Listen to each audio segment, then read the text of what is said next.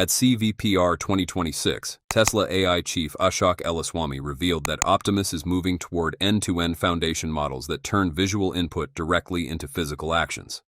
Instead of hard-coding every movement, Tesla wants Gen 3 to learn how to perform tasks from data and real-world experience, with the first-generation production line being designed for up to 1 million Optimus robots per year. Now, with Optimus Academy, those robots can perform tasks, make mistakes, and generate new training data that can improve the AI. So what happens when one Gen 3 robot learns a new skill and thousands or eventually a million robots can learn from the same lesson? What stands out is that Tesla does not want to turn Optimus into a machine that can only perform a few dozen or a few hundred pre-programmed commands. Ashok explained that Optimus's AI architecture follows a philosophy similar to FSD, pixels in, controls out, meaning images enter the neural network and the system produces control signals as its output. This means that instead of engineers having to write a separate program for every task, the goal is for the robot to understand a situation and determine the actions required on its own. Tesla even compares the future use of Optimus with FSD. The user gives the system a request, the system understands the objective, and then handles the sequence of actions, instead of requiring a human to control every movement. But turning that idea into reality requires an enormous amount of training data. The first source is humans themselves. Ashok explained that Tesla has what can broadly be described as a special robot team because workers performing tasks inside Tesla factories can become a source of observational data for Optimus. The robot can learn how humans pick up objects, move them, assemble components, or handle materials in real-world environments. Tesla also has specialized data collection teams that create higher quality demonstrations to support the post-training process. The important point is that Tesla does not necessarily need humans to manually create millions of training examples. A smaller amount of high-quality data can be used to refine the model after the initial foundation training stage. The second source of data is far larger, the Internet.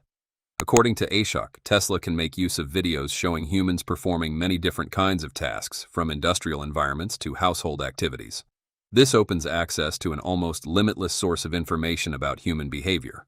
A repair tutorial, cooking video, tool demonstration, or object organization video does not simply show Tesla what a person is doing. It can also provide information about the sequence of actions involved.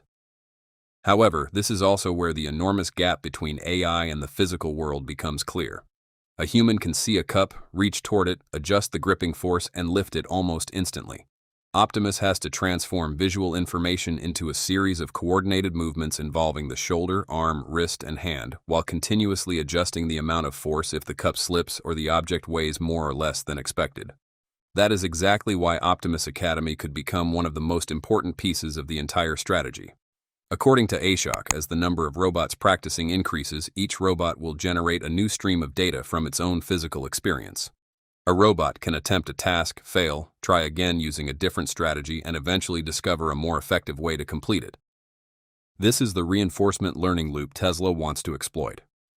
More importantly, the lesson does not have to remain with a single robot. If data from multiple robots is combined into a common model, a mistake made by robot number 100 could become a lesson for robots 101, 102, or even 10,000. Tesla is essentially trying to turn every robot into a mobile sensor that collects physical experience for the entire fleet. Tesla is also building the AI foundation for Optimus in a way that resembles its FSD strategy. At CVPR 2026, Tesla presented a dedicated session by Ashok Ellaswamy on foundation models for robotics, highlighting multimodal models, large-scale data, training, and end-to-end robot control from images to actions. Tesla also emphasized evaluation and safety issues involved in bringing these models into the real world. This shows that Optimus is not being developed as an isolated mechanical project. It is being placed inside the same AI strategy Tesla has already used for autonomous driving. But if AI is the brain, the body of Optimus creates a series of problems that FSD does not face. A vehicle can accommodate hundreds of sensors and computing systems within a relatively large physical space. Optimus, by contrast, has to fit its entire computing system, power source, actuators, sensors, and control electronics inside a humanoid body. Every gram of weight matter. Every watt of electricity affects how long the robot can operate. Every millisecond of delay in the control signals can affect the robot's stability. So the problem is not simply how powerful the AI can become. The real question is how powerful that AI can be inside a body with strict limits on weight, heat, and energy. That is also why Tesla has to validate Optimus in real-world environments instead of relying only on simulation. A robot may perform a movement perfectly during a few minutes of a demonstration, but that does not mean it can repeat the same movement thousands of times every day. A joint that operates reliably in a laboratory may encounter problems after tens of thousands of movement cycles. A hand may be able to lift a lightweight object, but it may need an entirely different strategy when handling something heavy, slippery, or fragile. Real-world robot data therefore does more than make the AI smarter. It also helps Tesla discover mechanical limitations that simulations cannot fully reproduce. This is what makes the goal of mass production particularly difficult. Tesla confirmed in its Q1 2026 filing that the first-generation Optimus production lines were being installed in preparation for high-volume production. At the time, the company was targeting production capacity of up to 1 million robots per year. But in Q2, Elon Musk described an even more ambitious target. Optimus 3 is being designed around roughly 1 million robots per year, while Optimus 4 in Austin was discussed at a level of 10 million robots per year, a full order of magnitude higher. Musk also acknowledged that reaching that scale would be extremely difficult, and that 10 million figure shows that the problem is no longer simply whether Tesla can build a robot. The real question is whether Tesla can build millions of identical robots with sufficiently low cost, high reliability, and high production speed. Optimus currently uses many specialized electronic systems and circuit boards designed by Tesla but manufactured by external suppliers. Musk has said that Optimus 4 will move toward a significantly higher level of vertical integration, with more production processes brought inside Tesla. This explains why Gen 3 means much more than a conventional upgrade. Tesla has described Gen 3 as the first design intended for mass production.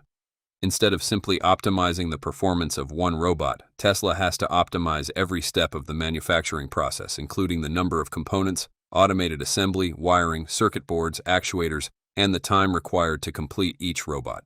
When production is limited to a few hundred units, a manufacturing step that takes a few extra minutes may not matter much. But at 1 million robots per year, saving just 1 minute per robot would represent more than 16,600 hours of production time freed up over the course of a year.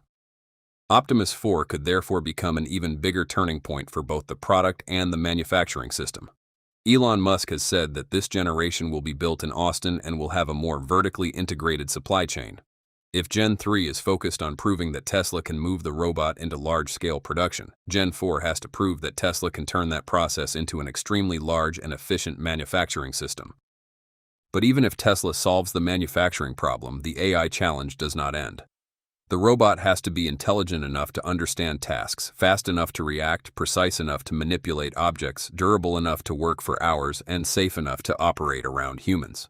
That is why Tesla is trying to build a closed feedback loop. Humans generate data, AI learns, robots perform tasks, robots make mistakes, data is collected, the model improves, and the entire fleet receives the updated software. Optimus Academy is the link connecting software with the physical world in this feedback loop.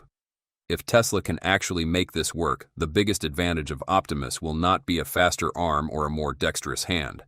The advantage will come from the scale of the data.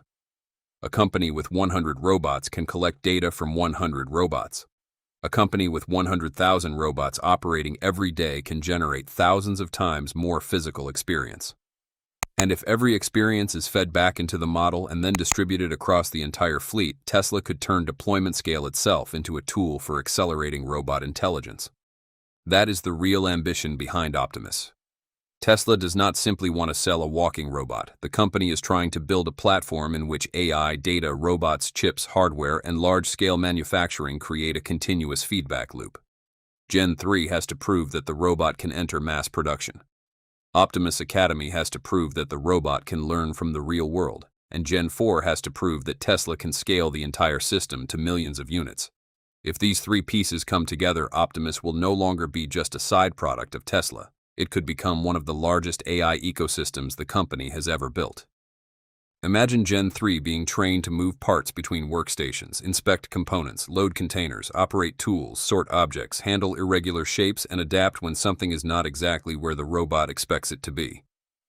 These are not simple demonstrations. They require vision, balance, force control, motion planning, memory, and decision-making to work together.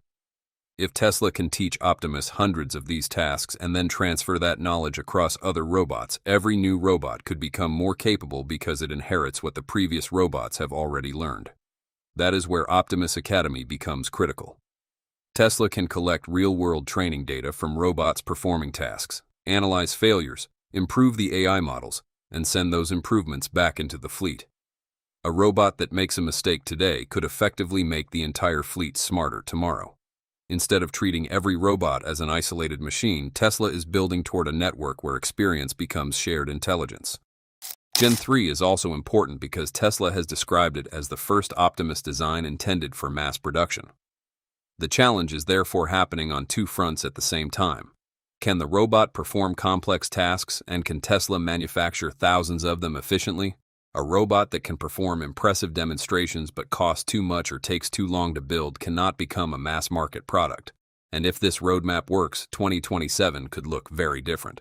Gen 3 would establish the hardware platform, the 500-task challenge would demonstrate the learning system, and future generations could expand that capability across factories, warehouses, logistics, and eventually everyday environments.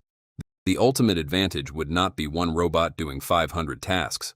It would be millions of robots continuously learning from one another. That is the real reason Tesla is pushing Optimus so aggressively. The robot is only the hardware. The bigger product is the intelligence behind the entire fleet.